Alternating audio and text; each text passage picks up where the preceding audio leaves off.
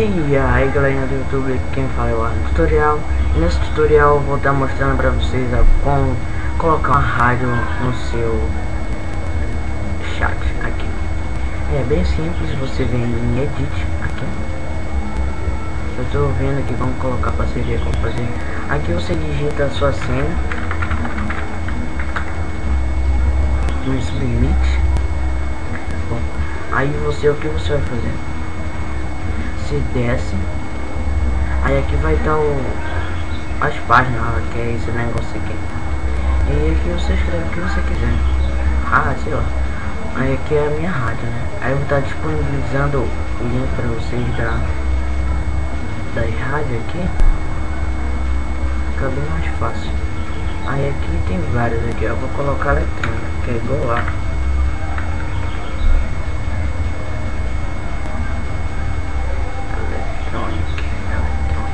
Aí vai abrir um monte de rádio. Aí que você clica em ouvir, né? A minha lá, essa segunda que é a melhor. Todo mundo tá dizendo, é a melhor. Aí você vem,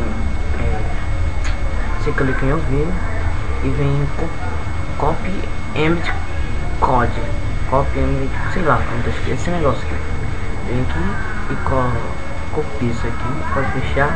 Vai lá no edit, aí você vai estar sem nada, só um negocinho escrito aqui. Aí você vem e dá um Ctrl V e vem em Save Gen. Ó, olha pra você, Save Gen. Aí daí é pra você ver, você vem em Via Chat. Aí vai estar aqui, ó, a rádio. Viram? Pronto, é fácil.